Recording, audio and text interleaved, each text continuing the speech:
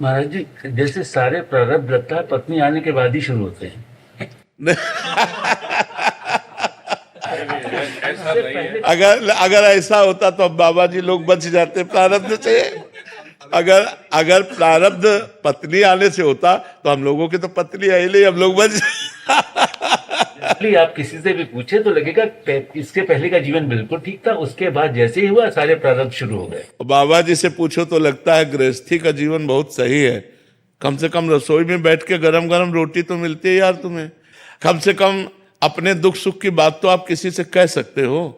यहाँ किससे बात करें? परमात्मा के सिवा कौन है? अंदर से जो परमात्मा से रस मिले तब तो बात सही। अगर परमात्मा से रस नहीं मिला तो बड़ा शुष्क और कठोर जीवन होता है। माता पिता भाई बंधु परिवार रिश्ते नाते सबको काट करके और भगवान के मार्ग में चल रहे हैं और भगवदानंद मिला नहीं, काम क्रोध जला रहे हैं, ना काम भोग सकते हो और ना कोई मोह, ना कोई अपना, ना कोई। बड़ा कठिन मार्ग है। निकल गए तो निकल गए, फिसल गए तो फिसल गए। तो यह नहीं, अगर पत्नी दुख का कारण होती तो जितने बाबा जी है सब परम सुखी हो जाते। ऐसी प्रारब्ध क्यों इनको लगता? नहीं लगता? हाँ, ऐसा नहीं है। और कभी कभी आप जैसे अनुभव कर रहे हैं तो उसके प्रतिकूल भी अनुभव है कि किसी किसी के जीवन में पत्नी का आना उसके जीवन का मंगल विधान बन जाता है, उसके जीवन को संवार देते। नहीं संवार देते। अपना प्रारब्ध है, पत्नी का थोड़ी है अपना प्रारब्ध। आप अच्छे कर्म करो, जिससे कर्म अच्छे करो। गांव में एक कहावत थी, बिना पुरबुले के कर्मन के मिले न सहोदर नार। मतलब जो सुंदर सुख प्रदान करने वाली, जैसे अपने भाई बहन है जितना प्यार है, इससे कई गुना बढ़कर के प्यार देने वाली जो पत्नी है, वो बिना पुरबुले के कर्मन के, पूर्व के कर्मों के बिना नहीं प्राप्त होते। अगर पूर्व का बहुत अच्छा कर्म है तो हमको जैसे सहोदर अपने भाई बहनों से सुख मिलता है, ऐसे वो विश्वास पूर्वक। अब आज तो विश्वास बड़ा डगमगा रहा है, नहीं डगमगा रहा है। तो प्रारब्ध भोग अपना और स्वभाव उसका। महाराज जी, क्या दोनों तरफों से है, एक तरफा नहीं है? कुछ बहुत सारे प्रश्न ऐसे पढ़ते हैं आपके आगे तो प्रस्तुत उतने ही हो पाते हैं समय के अभाव से। पत्नियां ही बहुत दुखी हैं, फिर कभी पति बहुत दुखी हैं। तो महाराज जी, दोनों तरफ से कर्मों का प्रारब्ध है, मतलब उसमें कोई ऐसा नहीं कि किसी एक तरफ से ही है। काफी सारी ऐसी हैं, पत्नी सही मार्ग पे चलना चाह रही है, पति शराब पी के घर आ रहा है, क्या कैसे चलेगा वो? तो वैसे ही पत्नियां तो ये बात पत्नी भी कह सकती कि अगर जिंदगी में दुख का कारण है तो पति है। मोहित जी।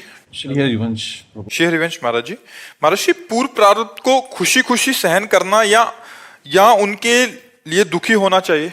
ऐसा बुरा प्रारब्ध आता है कि एक बात ही सुहाई देती, क्या प्राण त्याग दूं इस समस्या से बचने के लिए? ऐसा भी प्रारब्ध आता है। उस समय केवल भगवान भगवान, हरि स्मृति सर्व विपद विमोक्षणम।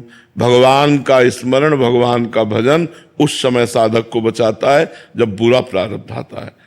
अब ऐसे ऐसे प्रारब्ध, जैसे गृहस्थी में अब एक लड़का है, पढ़ लिख करके वो अच्छी डिग्री में पहुंचा और मर गया।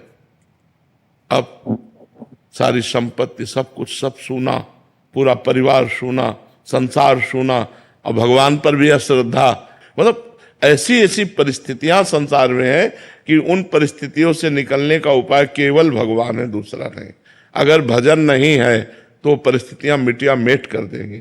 ऐसी भी परिस्थिति आती है। तो इसलिए हमें लगता है सुख और दुख, सुख सह जाए अभिमान ना आवे, और दुख सह जाए हम उसमें नष्ट ना हो, ये भजन से बल मिलता है। और ये सबके जीवन में सुख और दुख दोनों आते हैं, इसलिए सबको भजन करना चाहिए। नाम जप भगवान का अवश्य करना चाहिए, भगवान की पूजा आराधना अवश्य करनी चाहिए, जिससे हमारा जीवन मंगलमय कट जाए। देखो, आनंद की बाढ़ आ रही थी अयोध्या में।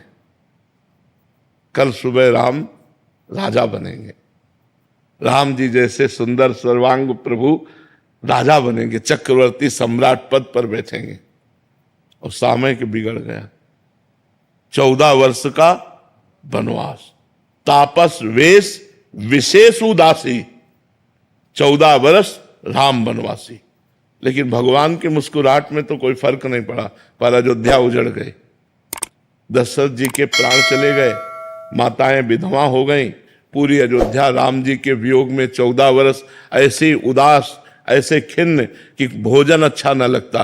राम जी सबके प्राण थे, समस्त अयोध्यावासियों के। तो भगवान ने लीला करके दिखाई है कि जब भगवान के उपस्थिति में ऐसी ऐसी विपत्तियां आ गई तो हम लोग तो भगवान के रचे हुए मनुष्य हैं, हमारे जीवन में बराबर सुख कैसे रह सकता है।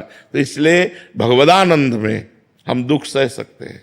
तो भगवान का जब नाम जप करेंगे, अच्छे आचरण करेंगे तो हमारी बात बनेगी, नहीं तो ये संसार बहुत दुखमय है। पता नहीं आपको दिखाई देता है कि नहीं, सबसे बड़ा दुख है कि हम कब मर जाएं, भरोसा नहीं।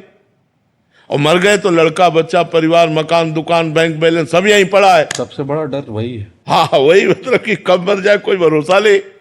तो इसलिए हर समय राधा राधा राधा नाम जप करें तो हमारा, अगर हम अभी मर जाते हैं तो हम भगवत प्राप्ति हो जाएगी, हमारा जन्म मरण से मोक्ष हो जाएगा, हमारे पापों का नाश हो जाएगा। तो खूब नाम जप करो, अच्छे आचरण करो।